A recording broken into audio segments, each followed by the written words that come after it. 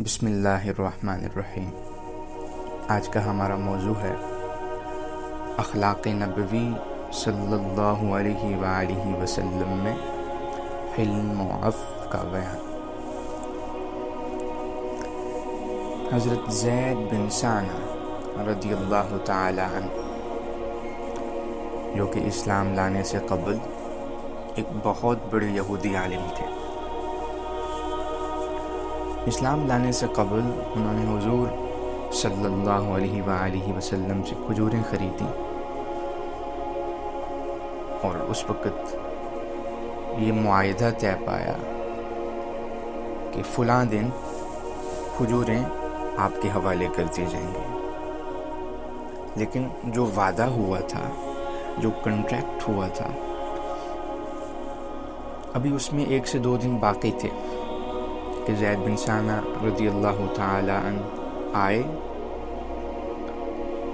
اور زور زور سے چلا کر نہایت ہی تلخ انداز سے آپ صلی اللہ علیہ وآلہ وسلم سے یہ مطالبہ کرنے لگے کہ اے محمد صلی اللہ علیہ وآلہ وسلم، میری کھجوریں ابھی کی ابھی میرے حوالے کر دی جائیں۔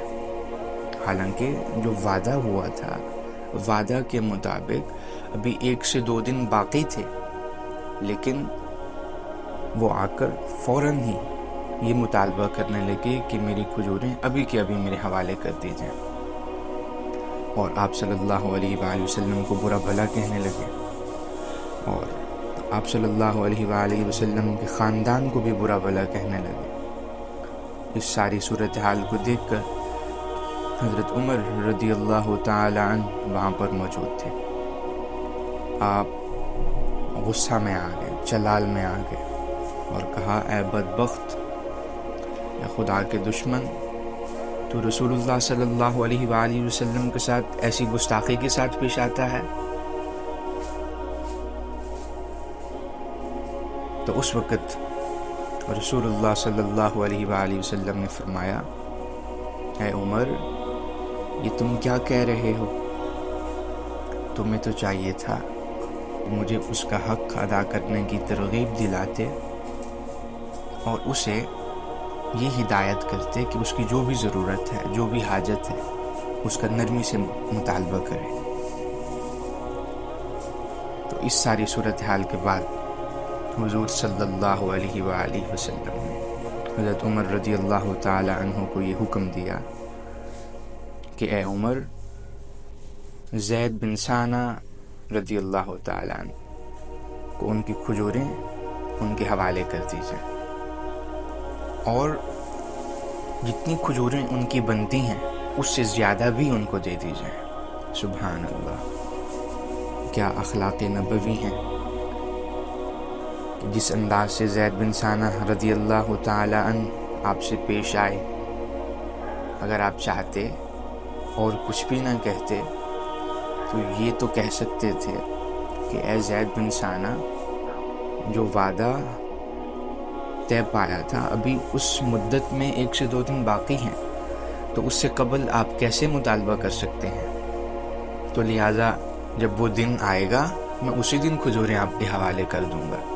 مگر سبحان اللہ، کیا شان نبوی ہے! آپ نے یہ نہیں فرمایا، بلکہ آپ نے حضرت عمر رضی اللہ تعالی عنہ کو یہ حکم دیا کہ اے عمر رضی اللہ تعالی عنہ، زید بن ثانیہ کو ان کی کھجوریں ان کے حوالے کر دی جائیں، اور اس سے زیادہ بھی دے دی جائیں، چونکہ آپ نے زید بن ثانیہ رضی اللہ تعالی عنہ سے سختی سے کلام کیا، ان پر غصہ سے پیش آئے، ان کے ساتھ غصہ سے پیش آئے، لہٰذا اس کے بدلے میں حضور پاک صلی اللہ علیہ وآلہ وسلم بھی حضرت عمر رضی اللہ تعالیٰ عنہ کو حکم دے رہے ہیں، اس کے بدلے میں زیادہ کھجوریں زید بن ثانیہ کو دے دی جائیں۔ تو جب حضرت عمر رضی اللہ تعالیٰ عنہ نے زید بن ثانیہ کو کھجوریں دے دیں اور حضور پاک صلی اللہ علیہ وآلہ وسلم کے حکم کے مطابق اضافی کھجوریں بھی دے دیں، تو اس وقت زید بن ثانیہ کہنے لگے کہ اے عمر، یہ اضافی کھجوریں مجھے کس لیے دینے لگے ہو؟ تو اس وقت حضرت عمر رضی اللہ تعالی عنہ نے فرمایا کہ جو میں تیرے ساتھ سختی سے پیش آیا، تجھ پر غصہ ہوا، اور رسول اللہ صلی اللہ علیہ وآلہ وسلم نے مجھے حکم دیا ہے کہ تجھے چاہیے تھا کہ اس کے ساتھ نرمی کے ساتھ پیش آتے، محبت کے ساتھ پیش آتے، اور آپ اس کے برعکس غصہ کے ساتھ پیش آئے ہیں۔ اس کے بدلہ میں جو آپ نے ان کا دل دکھایا، اس کے بدلہ میں اضافی کھجوریں ان کو دی جائیں۔ لہٰذا رسول اللہ صلی اللہ علیہ وآلہ وسلم کے حکم کے مطابق یہ اضافی کھجوریں میں آپ کو دے رہا ہوں۔ اس کے بعد جب یہ سارا واقعہ ہو گیا تو زید بن ثانہ کہنے لگے کہ اے عمر، کیا تم نے مجھے پہچانا ہے؟ میں زید بن ثانہ ہوں۔ حضرت عمر رضی اللہ تعالی عنہ کہنے لگے کیا آپ وہی زید بن ثانہ ہیں جو ایک یہودیوں کا بہت بڑا عالم ہے؟ زید بن ثانہ کہنے لگے ہاں، میں وہی زید بن ثانہ ہوں۔ حضرت عمر رضی اللہ تعالی عنہ کہنے لگے اے زید بن ثانہ، تو رسول اللہ صلی اللہ علیہ وآلہ وسلم کے ساتھ ایسی گستاخی کے ساتھ کیوں پیش آیا ہے؟ تو اس کے بعد زید بن ثانہ نے یہ جواب دیا کہ اے عمر، دراصل واقعہ یوں ہے کہ میں نے تورات میں حضور پاک صلی اللہ علیہ وآلہ وسلم کی ساری نشانیاں پڑھ رکھی تھی، اور ہر ایک نشانی کو پورا ہوتے دیکھ چکا تھا۔ صرف 2 نشانیاں بھی باقی تھیں جسے میں پورا ہوتا دیکھنا چاہ رہا تھا، تاکہ میرے دل کو اطمینان آ جائے، مجھے یقین ہو جائے، اور اس کے بعد میں کلمہ پڑھ کر مسلمان ہو جاؤں۔ اور وہ 2 نشانیاں یہ تھیں کہ آپ صلی اللہ علیہ وآلہ وسلم کا حلم جہل پر غالب رہے گا۔ جس قدر آپ کے ساتھ جہل کا برتاؤ کیا جائے گا، آپ کا حلم اسی قدر بڑھتا جائے گا۔ اس سے مراد کیا ہے؟ یعنی جس قدر بھی لوگ برے انداز سے، سختی سے آپ کے ساتھ پیش آئیں گے، آپ کو برا بھلا کہیں گے، آپ کبھی غصہ میں نہیں آئیں گے، آپ کبھی بھی ان کو برا بھلا نہیں کہیں گے،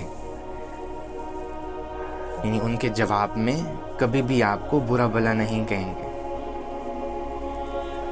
سبحان اللہ، آج یہ نشانی بھی میں نے دیکھ کر اطمینان حاصل کر لیا، مجھے سکون آ گیا۔ اے عمر، آپ گواہ ہو جائیں کہ میں گواہی دیتا ہوں محمد صلی اللہ علیہ وآلہ وسلم نبی برحق ہیں۔ اور اسی وقت زید بن ثانہ رضی اللہ تعالی عنہ کلمہ پڑھ کر دائرہ اسلام میں داخل ہو گئے۔ سبحان اللہ۔ اس واقعہ کو امام بہقی نے دلائل النبوہ میں نقل کیا ہے۔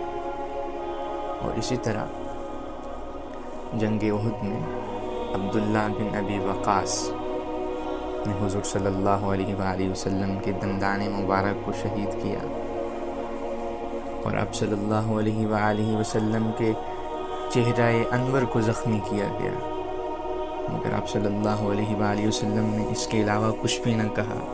اللہم اہد قومی فإنہم لا یعلمون، کہ اے اللہ میری قوم کو معاف فرما دے کیونکہ وہ مجھے نہیں جانتے، وہ نہیں پہچانتے۔ سبحان اللہ، سبحان اللہ، کیا اخلاق نبوی ہے، کیا حلم ہے۔ اتنا کچھ ہونے کے باوجود بھی دعا فرما رہے ہیں اللہم اہد قومی فإنہم لا یعلمون، اے اللہ میری قوم کو معاف فرما دے کیونکہ وہ مجھے نہیں جانتے، مجھے نہیں پہچانتے۔ اللہ رب العزت سے دعا ہے کہ اللہ تعالی ہمیں بھی حضور صلی اللہ علیہ وآلہ وسلم کی سیرت کو پڑھنے، سمجھنے اور اس پر عمل کرنے کی توفیق عطا فرمائے، اور ہمیں بھی اخلاق حسنہ عطا فرمائے۔